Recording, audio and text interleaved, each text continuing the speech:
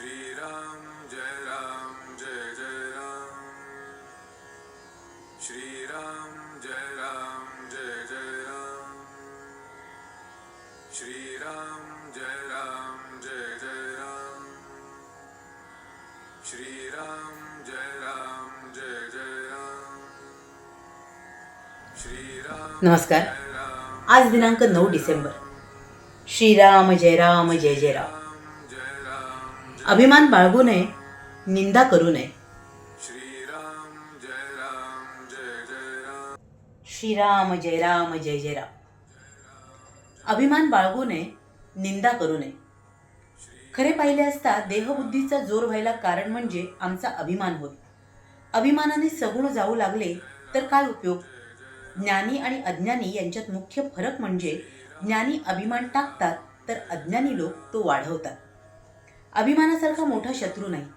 अंतरंगातल्या शत्रूचा आपण शोध घ्यावा आणि त्याचा योग्य बंदोबस्तही करावा। नुसत्या सत्कर्माने अभिमान जात नसतो। सापाला दूध घातले तरी त्याचे विषच होते, तसे अभिमानाला कोणतेही कृत्य घाला तो वाढतच जातो। आता याकरिता सत्कर्मे करायचे सोडावे असे नाही, परंतु अभिमान न बाळगता ती करावी। मी करता ही भावना सोडावी। अभिमान हा बारशाला आपल्याबरोबर येतो आणि 12व्यापर्यंत आपल्या जवळच राहण्याचा प्रयत्न करतो।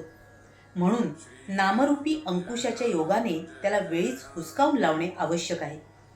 आपल्या अंतःकरणामध्ये निंदेची घाण आहे, म्हणजेच आपल्या विहिरीमध्ये खारट पाणी आहे। समजा वरचे खारट पाणी काढून टाकले आणि जास्त खोल खणले तर एखाद्या वेळी गोड्या पाण्याचा झरा लागण्याचा संभव आहे, मग त्या विहिरीचे पाणी गोड होईल। तसेच आपण जर अभिमान टाकला, निंदा बंद केली आणि अंतर्मुख होऊन भगवंताला शोधला तर त्याच्या प्रेमाचा झरा लागून आपले अंतःकरण त्या प्रेमाने भरून जाईल। आपल्याकडे अशी म्हण आहे की जे आडात आहे तेच पोहऱ्यात येते। विहिरीमध्ये जर खारट पाणी असेल तर तेच पोहऱ्यामध्ये येणार, हे जसे खरे त्याचप्रमाणे आपल्या मनात जे असते तेच बोलण्याच्या रूपाने बाहेर पडते। बोलण्यावरून माणसाच्या अंतःकरणाची परीक्षा होते। ज्याला निंदा आवडते त्याच्या पोटात घाण असलीच पाहिजे। काही लोक दुसऱ्याचा उत्कर्ष सहन न झाल्यामुळे त्याची निंदा करतात। दुसऱ्याचे चांगले त्यांना पाहवतच नाही। काही लोक दोष आपल्यावर घेऊ नये म्हणून दुसऱ्याची निंदा करतात। काही लोकांची दृष्टीच अशी वाईट असते की दुसऱ्यामध्ये दोष असो वा नसो त्यांना दुसऱ्यात दोष दिसतोच। भगवंताच्या मार्गाने जाणाऱ्याने दुसऱ्याच्या ठिकाणी दिसणाऱ्या दोषांचे बीज आपल्यामध्ये आहे हे ध्यानात ठेवून वागावे। त्याने दुसऱ्याची कधीही निंदा करू नये आणि आपल्या सामर्थ्याचा वा गुणाचा अभिमानही बाळगू नये। लोकांनी जे करू नये असे आपल्याला वाटते ते आपण स्वतः करू नये। प्रपंचाचा सहवास वरवरचा असावा, त्याचा वास आत नसावा। आत वास भगवंताचाच असावा। त्यामुळे आतल्या सर्व दोषांचे उच्चाटन होऊन मनाला शाश्वत शांतीचा आस्वाद घेता येईल। दोष सांगणे आणि बोलणे हे हीनपणाचे लक्षण आहे। श्रीराम जय जय राम। श्रीराम जय जय राम। महाराज आपल्याला पुन्हा तेच सांगतायत की आपल्या परमार्थाच्या आड सगळ्यात मोठा शत्रू म्हणजे आपला अभिमान।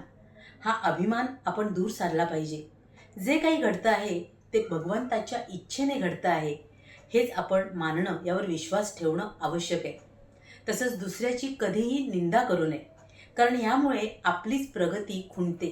आपल्याच स्वभावात दोष निर्माण होतात आणि आपल्यातल्या या दोषांचं जोपर्यंत निवारण होत नाही, उच्चाटन होत नाही, तोपर्यंत आपल्याला आत्मिक समाधान आणि शांतीचा अनुभव येऊ शकत नाही। ज्यावेळी आपण आपल्या या दोषांकडे लक्ष देतो, त्याचं उच्चाटन करण्याचा प्रयत्न करतो, त्याचवेळी आपल्याला भगवंताची प्राप्ती होते आणि शांतीचा, आनंदाचा आपल्या आयुष्याला परामर्श घडतो। म्हणूनच आपण आपल्या गुरुने दिलेलं जे नाम आहे त्याच्यात तल्लीन होऊन जाऊया, जेणेकरून दुसऱ्याच्या दोषांचं आपल्याला भान न राहता आपण स्वतःवर काम करू शकू आणि आपल्या भगवंताची प्राप्ती आपल्याला होऊ शकेल। तुम्हा साऱ्यांसाठीच खूप सारी गुरु ब्लेसिंग्स। श्री स्वामी समर्थ। जय गुरुदेव। श्रीराम जय जय राम श्रीराम जय जय राम श्रीराम जय राम